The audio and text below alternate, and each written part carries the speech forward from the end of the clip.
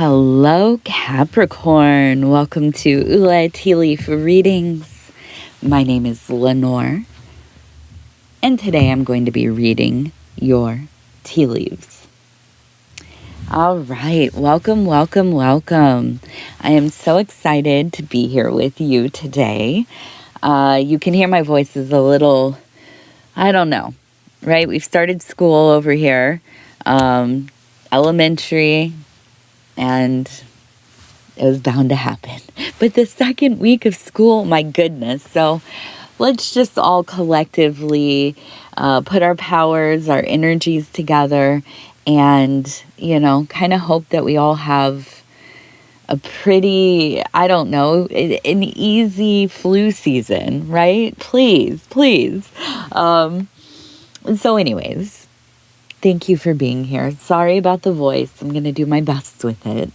But, Capricorn, you are my kin, and I know that you'll let it slide. So thank you.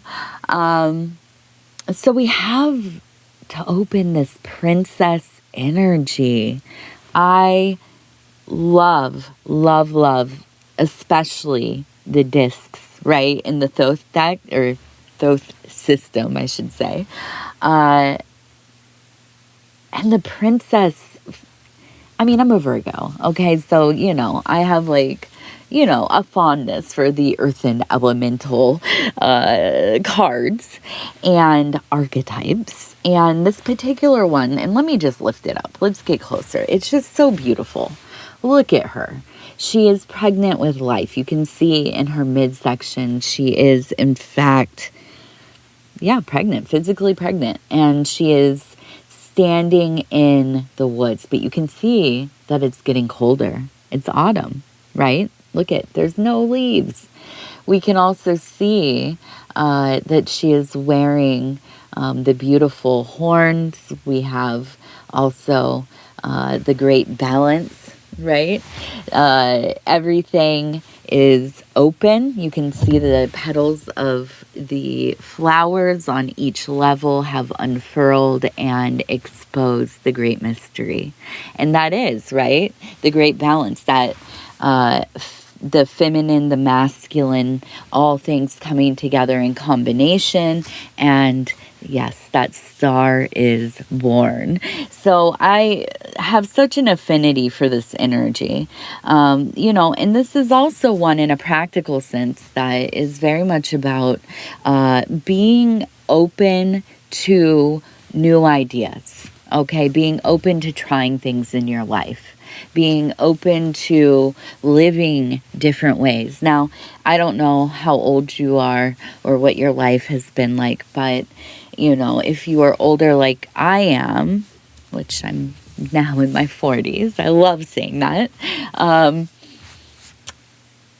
you've lived some life, and you remember back in the day when you were younger, you probably had a little bit more willingness to live uncomfortably, to move around a little bit, to, get out of high school and pick up your whole life and move, bravely, to another town, another state, another part of the country, maybe even another continent, another culture. And I think, for the vast majority of people, as you get into adulthood deeper and your responsibilities, multiply, you're not so flexible, Now there are the exceptions. And so when we have this energy, it really points to that feeling of you're 19 years old, you have a little money in your pocket, the whole world is, your stage, and so it is, right? And so it is. All right, let's go ahead. We're gonna just turn this thing, and all right, we'll pick it up and we'll take a look. Ooh, immediately we have the caduceus. Wow, I've never had one so clear. my goodness, it reminds me very much of, obviously, Mercury. And that's this here, right? You can see this. And the snakes intertwined, okay? Now, it is the staff of Mercury, but we've also seen it other places, like in the medical shield with the caduceus or caduceus, as I say it. I say it profane. So it looks different in different iterations, okay? And we won't go into like the separate symbolic meanings of each one, because there are different ones. And, there's the alchemical, and there's ones with Gnostic and Hermetic things, and, just lots to kind of pick apart. They all mean something a little different, but ultimately they are related to Mercury, who is also related to information, right? I'm not going to go into that, but yes, I listen, I can't help myself. I like to refer to Mercury as they, okay? I know I get it in the comments when I do it sometimes. Please don't drag me here and there and everywhere. It's where I have kind of landed in my mind, right? And it's symbolic, and it doesn't mean anything to anybody but me. But yeah, I will call Mercury they usually. So,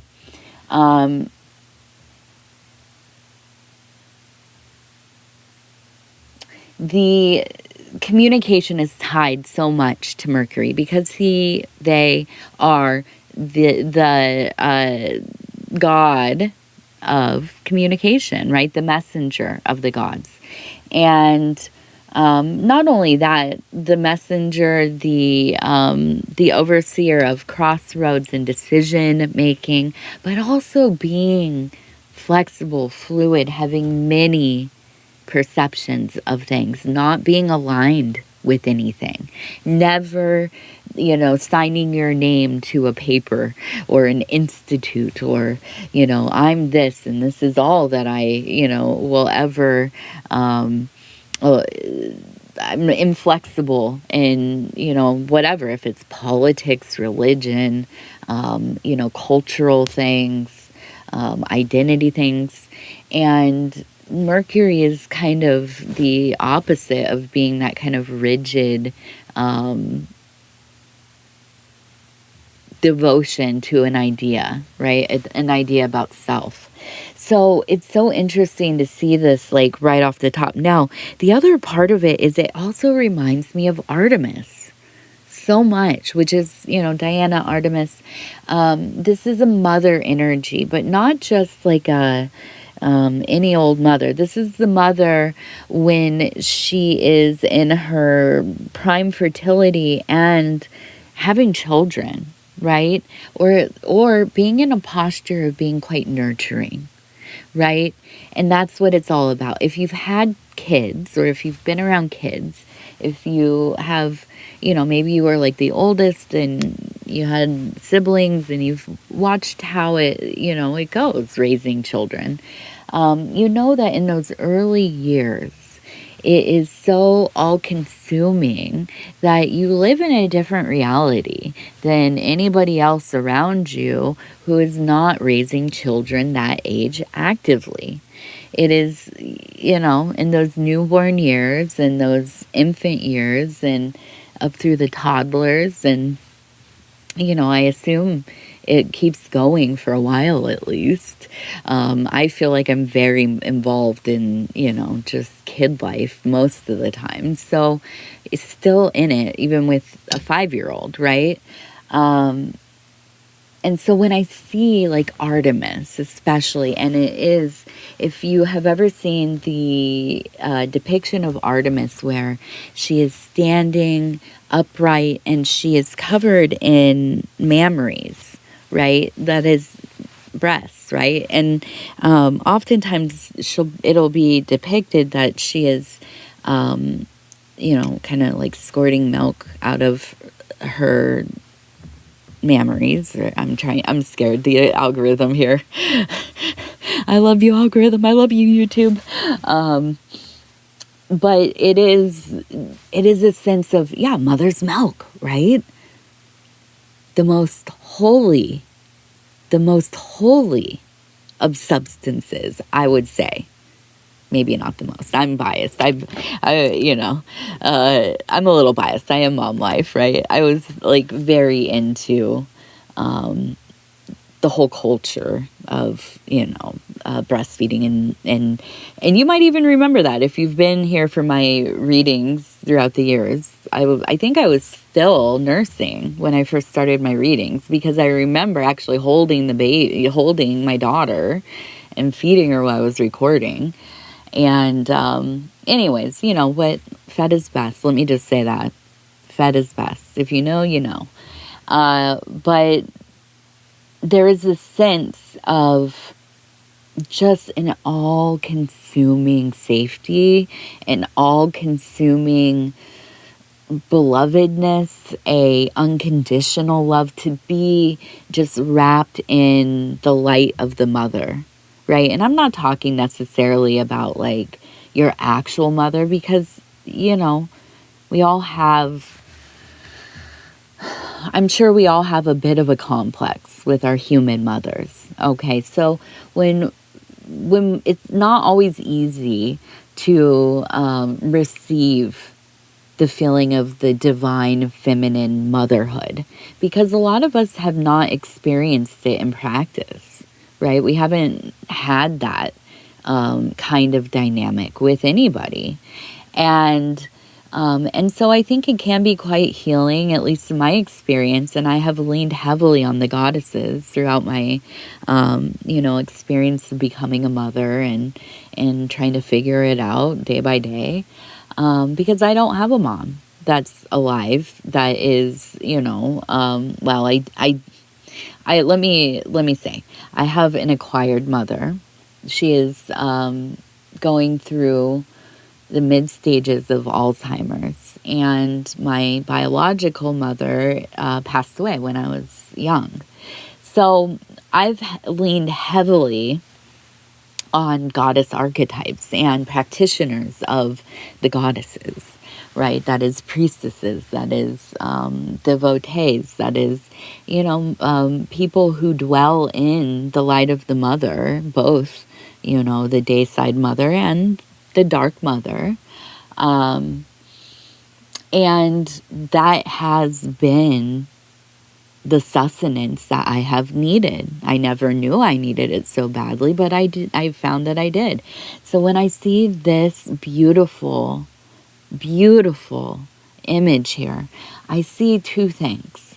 I see you being in a unique place for a Capricorn, and that is that you are in this very mercurial. Now, I'm not going to say mercurial in the sense of moodiness, right? Usually, if you say, oh, that's a mercurial lady over there, which I have been called mercurial before, so let me just be honest about that.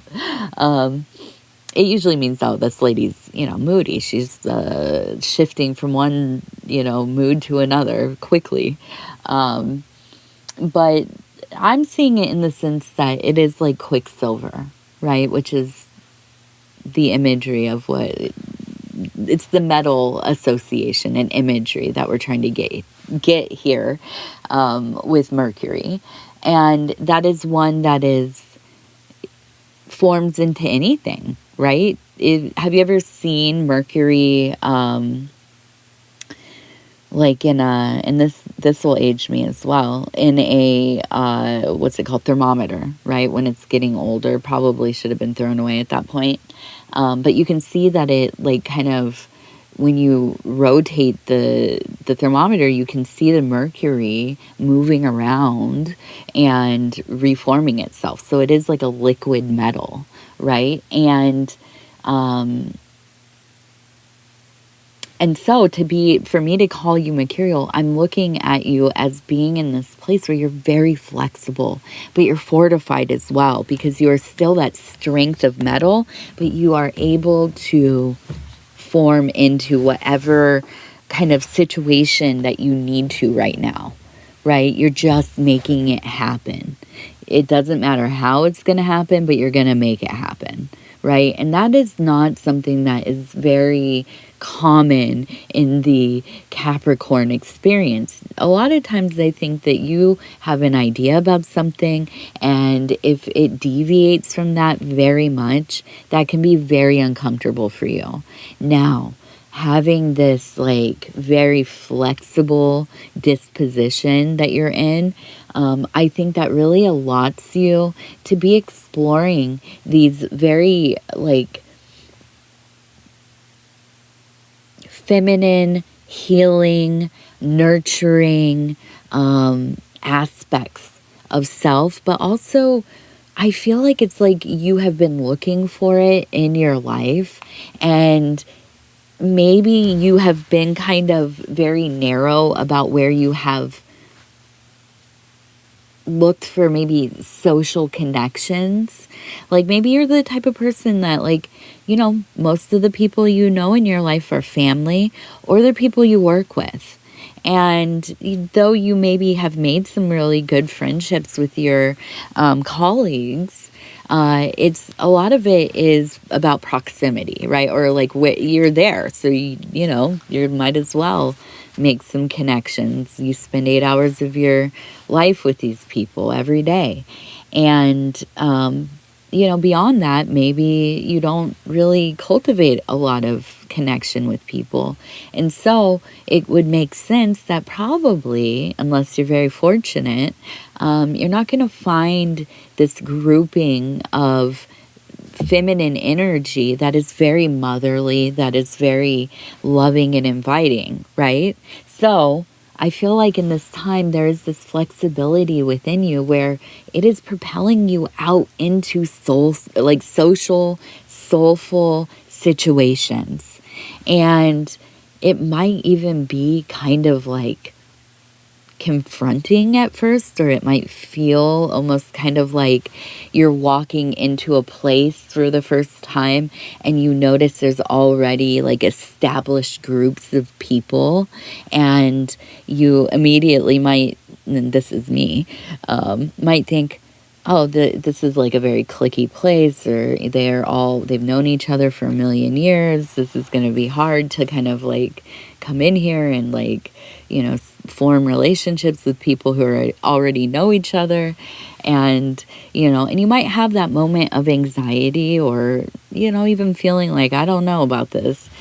But I think that if you push into it, if you push through it, there's such an opportunity for this very motherly energy to just wrap around you, to give you a big old hug.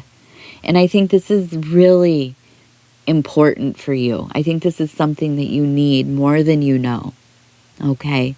So keep that open heart. Keep that open mind. You're doing so well, Capricorn. I know it's not easy. I know you have to be a little bit courageous. But here's your opportunity to surprise yourself. Okay? So get out there. Do the thing. Talk to some people. Okay, so we have the number 179, 199. I think 179. Now, here's the one I was really looking at when I first...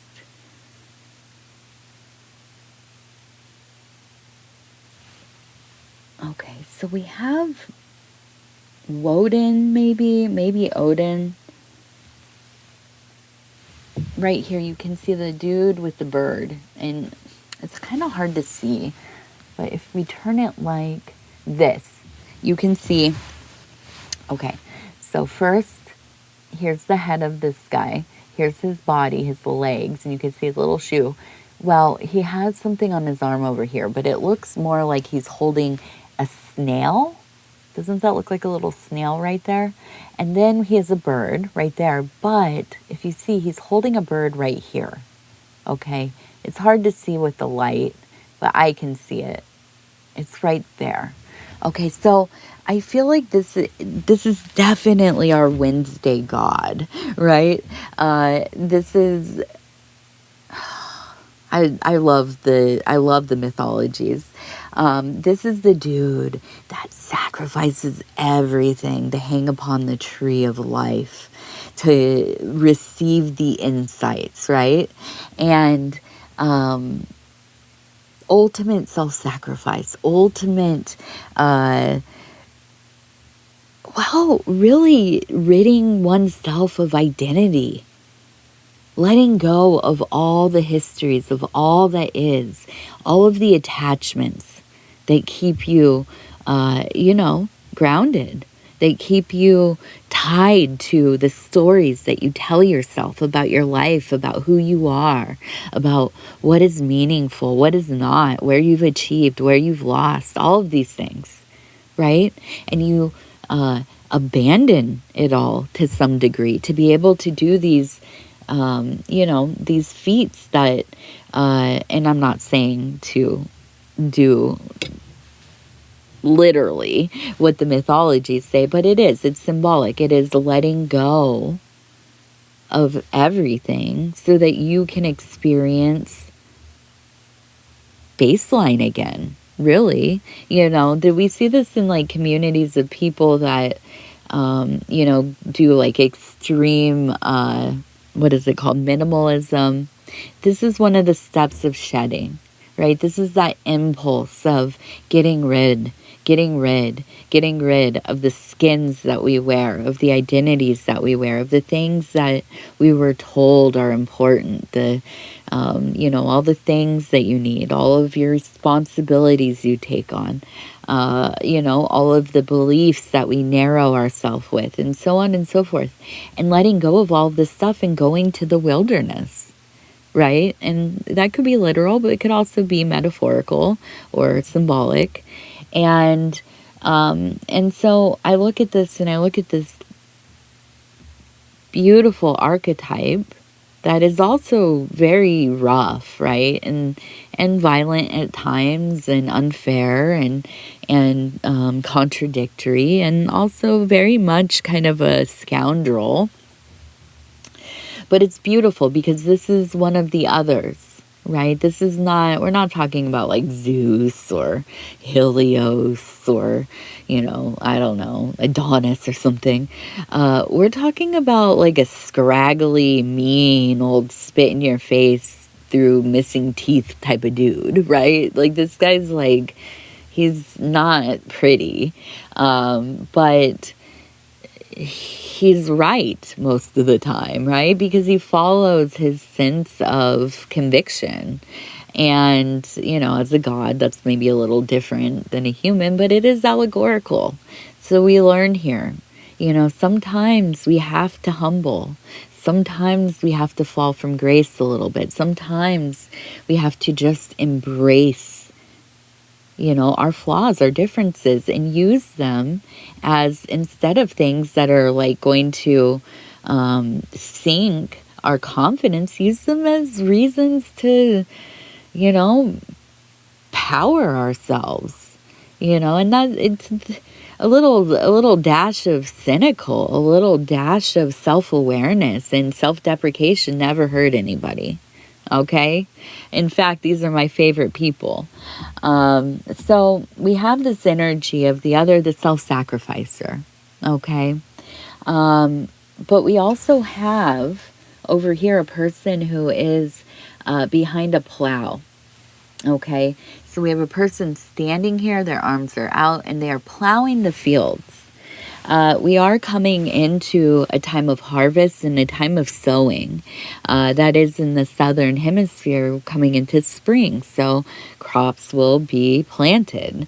And here in the northern hemisphere, we're coming into the harvest season where the crops will be taken out and the land will be turned, and it will be filled with, nutrients, hopefully, and left to rest for a couple years, if possible. If not, replanted and hopefully the soil isn't too spent. But these are all processes. These are, we are moving into a cycle of preparation and rest, right? Because even if you are sowing the seeds now, There's a time where there will be observation needed, but there's not a lot you can do. You have to wait. And so the conditions cannot be controlled. The variables cannot be controlled to, mostly to some degree. But kind of you are going to be coming into a place of work and waiting to see what happens. And that's not the best news. I understand that. But I also know that being proactive, it fills that space where you might become, like you're kind of ruminating. But I do feel like whatever it is, whatever you know that you need to be doing, right? Like, so maybe you're going into a slow period at work, right? And this always kind of stresses you out, especially in the economy we're in, or, the job market, right? And you're going into this period of time, and you know that if you stay inactive, you're just going to ruminate. So instead of doing that, instead of just kind of going through this lull, not doing very much, you get to work. You maybe are doing another side hustle. Maybe you're preparing for the busy season. Maybe you're in a brainstorming, innovative mode, thinking of new things, new ways to, further your business, to expand the work that you have at the company you're at, or, whatever it is. So I do feel like there is this real calling to stay proactive. Do not succumb to, the slowdown. Okay, so that's what I am really seeing there. And now I've been using, and we have the rabbit. Look at that right there. Okay, so I feel that, and this makes sense now, because I was wondering, like, what is that Odin energy, the self-sacrifice? And then you're having this slowdown kind of maybe with the work, and you're able to pick up other parts of your work, get into maybe some projects that you had to put down while things are busy. But I do feel like in this slower time, it allows you access to this more explorative energy, right? And I feel like when you get into that zone, you are more aligned with this kind of maybe quieter, maybe a little bit more stealth within your life. You're not interacting as much, but you're busy. You're out in the world. You're doing things. But you're not necessarily always super checking in with people. Now, I do wonder if this kind of staying busy, kind of out there, hunter-gatherer vibes, collecting the little fragments of inspiration to bring back to your projects, to bring back to your creative, studio. But in that searching, it almost makes me wonder if this is when you come into that mother energy, if this is where you're going to meet like a group of women, or, a group of moms or caretakers or whatever, and feel very drawn, like invited, held, seen, heard, all of this stuff. It's all kind of coming together in my mind here. I do want to do some of the oracle cards here in a second. I just want to point out over here on the bowl, we have, it looks like maybe like a wasp. We have some kind of, not a bee, but it looks like a wasp, which we love wasps over here. My daughter was just talking about, or she was singing a little song on the way to school about how much she loves the wasps, which we do. They're wonderful pollinators. So we have that. So that's an aggressive energy, but it's also one that is very protective of home, of the foundational aspects of life, of keeping the framework of your life intact.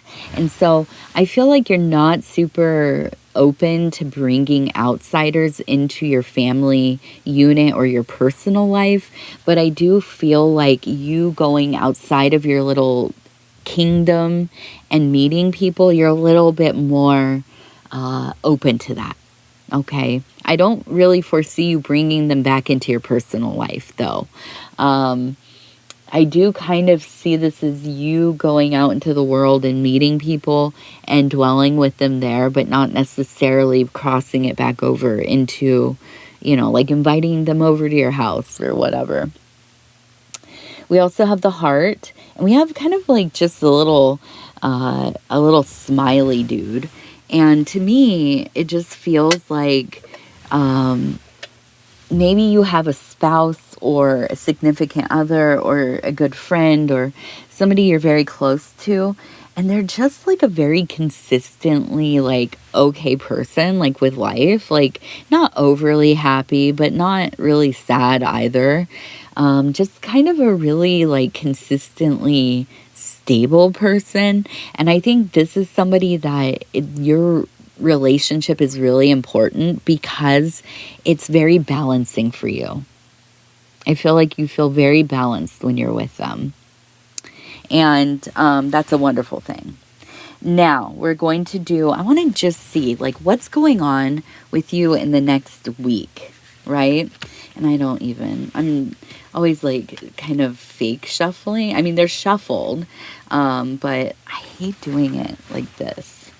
I'm not good at it. I'm not like a tarot reader. See, whenever I say I don't ever shuffle on camera, and people are like, oh, you can shuffle. No, I can't. I'm not like trying to just be, I'm not good at it. I just I'm like one of those, I do this and then put them together. But you can see, or I really just kind of shuffle them around like this, so. There you go. You can see. Not adapted at the shuffling. Not like my husband over at Dove and Serpent Tarot. My husband, Paul, he's amazing. He can do all the tricks. All right. Let's see. We're going to ask you what's going on in the next week. Okay? Choice. Okay, we have choice. We have fortune, and we don't do inverted cards here. I don't read inverted cards. So if anything's upside down, it's just, I gotta turn it around. Okay, so we have choice, fortune, impulsiveness. All right. So it does feel to me, especially because we have a Capricorn going into this almost hyper-social. I mean, it's hyper-social for you, right? What's hyper-social for like a Leo maybe is way different. But almost kind of getting pulled into the whirlwind of feeling like accepted and interrelated and enjoying people and just being in this like overly jovial mood. I think it can lead to some impulsive decisions, right? Now, I do feel like this could be in spending money, okay? So I feel like you need to be very like mindful of the choices you're making when you're out with people, or we're all going to dinner, and that's like 3 nights in a row, and you're okay, well, now I'm gonna have to start thinking about like how often can I be out here spending money, right? So let's see, we also have practicality. That makes sense. 100%. That's it. And fulfillment. So that's it. It's emotionally fulfilling. It is socially fulfilling. Psychically, I feel like there's a lot of fulfillment, but I also feel like, you have to continue to dwell in that practical space that Capricorns really do almost always. So, just making sure that when you are aligning with people, that you're on like the same page financially as well. I mean, not like you have the same money. I'm saying that you are both willing to agree about how much money you're willing to spend. And this is real.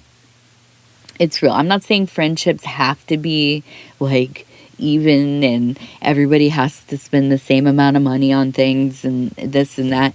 But for a Capricorn, the way that your mind works, and that is in the detail, that is in the way the system works. Of course, it's easier to align with people who have the same practicality as you. And I say this as a Capricorn ascendant, also as a person that's super cheap. I got that like scarcity mindset. I got that poverty mindset when it comes to financials. And that's just because of the way I was raised. It's the way, the way my life has gone, and so here's the deal. I cannot be like gang with somebody who's out here spending like, a whole, like a K, like a whole band, every day.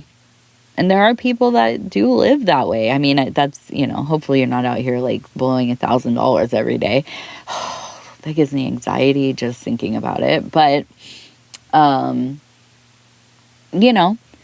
sometimes we have to just be real about things. Like, I need to be hanging out with people who are willing to go find free things to do, who like to, pack lunches and, skip spending too much money on things that, like, I don't know, that just are not, like,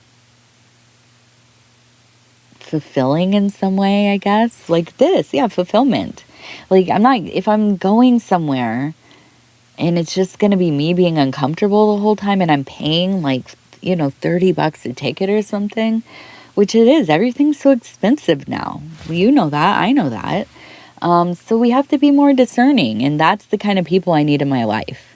And that I'm just being honest with you, because if I am with somebody or around people that are just frivolously spending money, I'm going to catch that bug as well. So I do feel like for you, this is, just something to remember. You're already saying, listen, Lenor, I've been a Capricorn my whole life. You don't need to tell me. I already got it. And I do. I believe that you do. Listen, if I ever needed anything serious, like help or having to do with financial, business, legal type of stuff, I would be definitely going to a Capricorn person. Just straight up bookkeeping, anything like that. I'm not going to out myself as somebody that is, I'm not going to say that I ask people immediately what their birthdays are, but like I do. I peep game. And it's not just your zodiac, but, all the things. What colors emanate off of you? What kind of spirits are hanging out? All the things. But Capricorn, let's do our numbers. Things are so wild the last few days. I mean, listen, the news cycles have been chaotic for the last few years at least. But I don't know, something about the energy the last week, it's just, I don't know what's going on. I don't know if it's just in my little bubble or if it's the greater world. I can't tell if the algorithm just feeds me this stuff and then the people around me, we're all raising young kids, so we're tired and getting sick and all that kind of stuff. But it just feels like everything is so out of whack. And, I'm not mad about it because I have been praying constantly for some kind of change. I mean, fundamental change in reality. In my experience and perceptions, I'm constantly praying for shifting in that area, but also just collectively, and I can't, I don't know what is happening, but I know it's something, and I know it's profound. I know it's very profound, and I have to tell you, this bombardment of violence, and I'm sorry, YouTube, but I said it, of imagery, of occurrence, of it's just I can't get that poor girl's image out of my head. I'm sorry, but I can't. I'm so scared. And I don't know, I can't, I'm scared for people. And I hate it. And I know it'll be okay. I know it'll be okay for all of us because everything is as it should be. But I will tell you,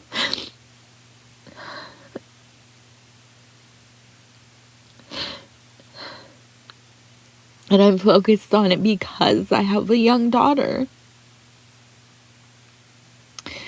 And I'm around a lot of young people, and I have such love for all of them.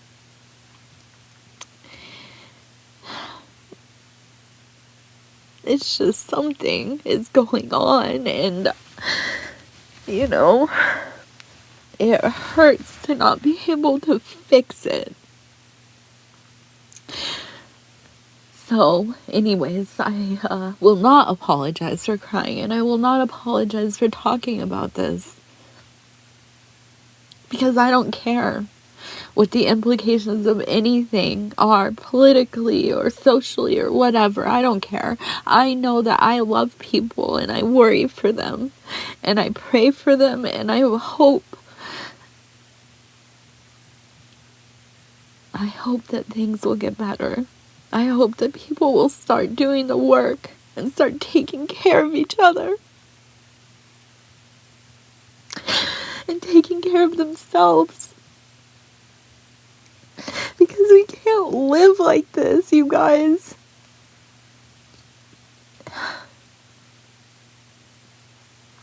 Ugh.